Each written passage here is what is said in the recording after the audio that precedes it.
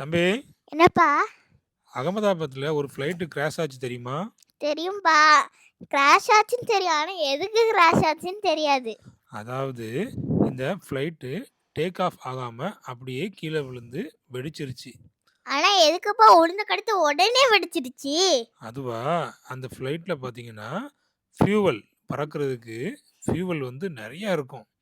அது விழுந்த உடனே அங்க ஸ்பார்க் ஆயிரும். ஸ்பார்க் ஆன உடனே உடனே அது வெடிச்சிருது.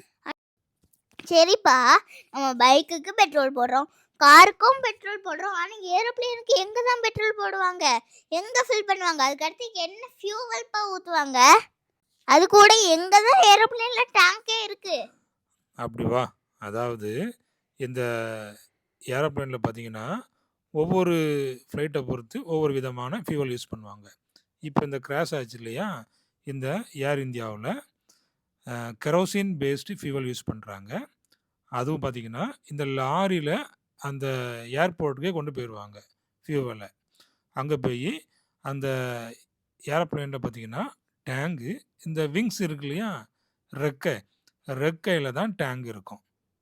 இந்த விங்ஸ்ல தான் அதிகமான பெட்ரோல சேமிச்சு வச்சிருப்பாங்க. அதாவது கெரோசின் பேஸ்டு ஃபியூவல் அங்க இருக்கும்.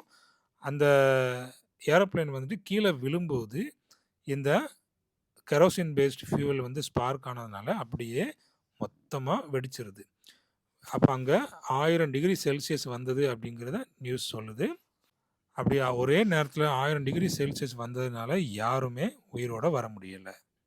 1000 டிகிரி செல்சியஸ்ல வந்து எல்லாரும் இறந்துட்டாங்கன்றீங்க. ஆனா ஒருத்தர் மட்டும் எப்படிப்பா தப்பிச்சாங்க? அதாவது அந்த பெர்சன் இருக்காரு இல்லையா? அந்த எக்ஸிட் பக்கத்துல உட்கார்ந்திருக்காரு. அப்ப இது கீழ விழும்போது, அந்த எக்ஸிட் டோரும் வந்துட்டு ஓப்பன் ஆயிட்டு போல. உடனே அவரு மேல இருந்து கீழ குதிச்சுட்டாரு. அவங்க கீழ குதிச்சாலும் இறந்துருவாங்களே! எப்படிப்பா அவங்க தப்பிச்சாங்க? அவங்க மேலேருந்து கீழ குதிக்கும்போது, கீழ வந்து நெறைய மண்ணு கிடந்திருக்கு. வீடு கட்டுறதுக்கு மண்ணு நெறைய அடிச்சு போட்டுருக்காங்க.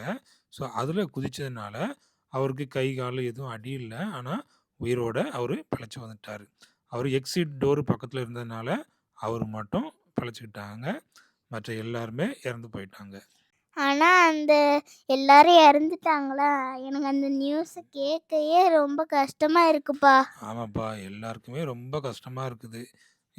நாடு முழுசுமே ரொம்ப வருத்தத்தோட தான் இருக்காங்க.